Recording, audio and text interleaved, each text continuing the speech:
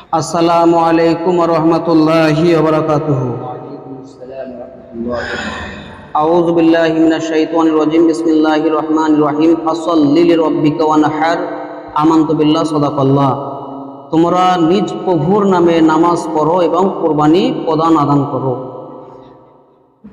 প্রিয় দর্শক ও শ্রোতা মণ্ডলীগণ, আজকে আপনাদের সম্মুখে খুব জটিল ফতোয়া ও মসলার শরিয়ত মোতাবেক আলোচনা করব কোরবানি সম্পর্কে, যেগুলো আমাদের জানা একান্তই প্রয়োজন এবং অপরিহার্য। আমার হাতে ডায়েরি দেখছেন, এই খাতাতে মসলাগুলো প্রশ্ন এবং উত্তর নোট করে আমি রেখেছি, আপনাদেরকে পড়ে পড়ে শোনাচ্ছি।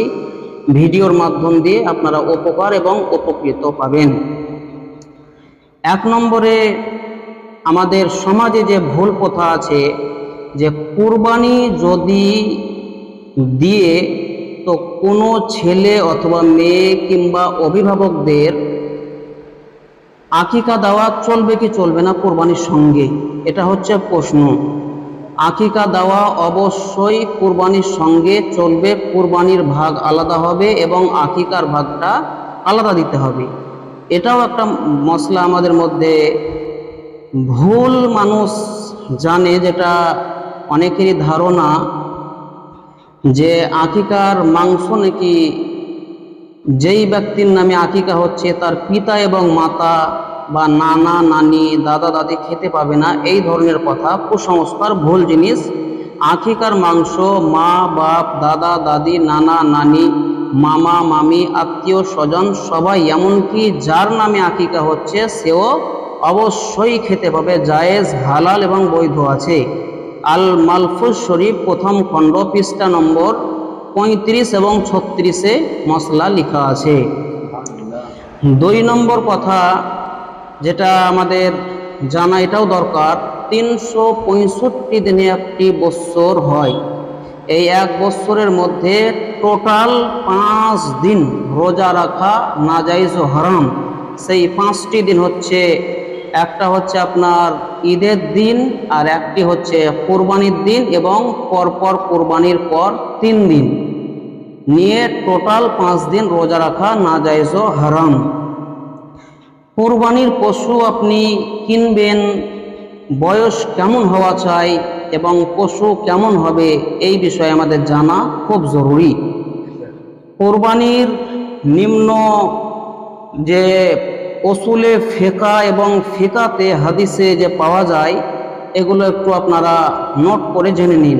উট যদি হয় তাহলে আরবি বৎসর ধরে কমপক্ষে 5 বছরের হতে হবে, অর্থাৎ 365 দিনে 1 বছর না ধরে 355 দিনে 1 বছর ধরতে হবে।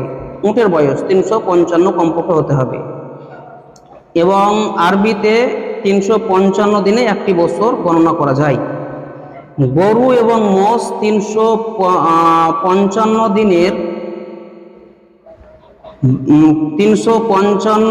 দিনের ধরে কমপক্ষে 2 বছরের হতে হবে।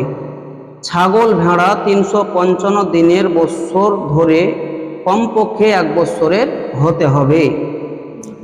এটাও আমাদের জানতে হবে যে যে পশুটা আমরা দেব সেই পশুটা যাতে নিখুঁত হয়, কান ভাঙা, দাঁত ভাঙা, শিং ভাঙা, লেজ কাটা, দুবলা পাতলা, জীর্ণ শীর্ণ এসব যাতে না হয়, মোটা তাজা তাগড়া সুস্থ সবল স্বাস্থ্যবান।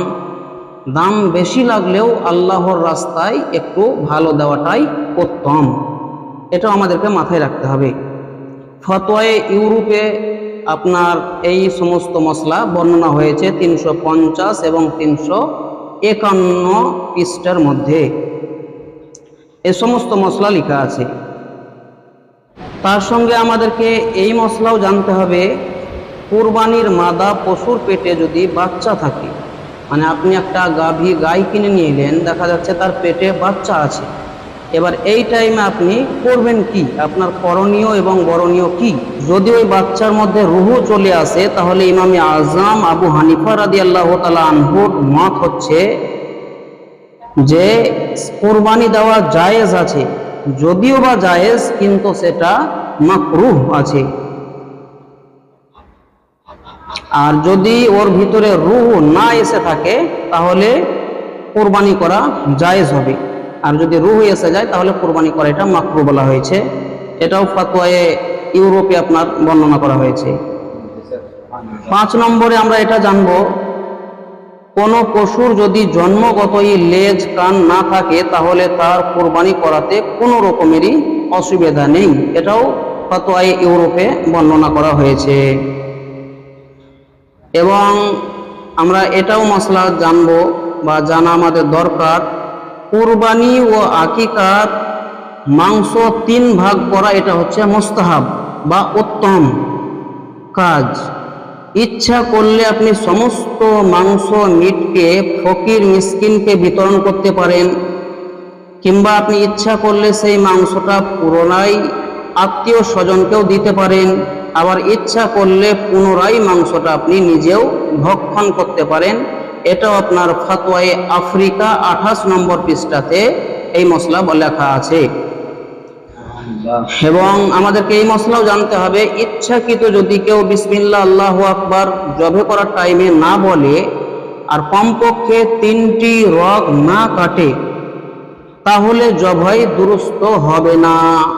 বিসমিল্লাহ আল্লাহু আকবার বলতে হবে এবং কমপক্ষে 3টি রগ কাটতে হবে, তাহলে জবাইকৃত পশু হালাল এবং বৈধ হবে। এটাও ফাতওয়ায়ে আফ্রিকার 39 নম্বর পৃষ্ঠাতে লেখা আছে।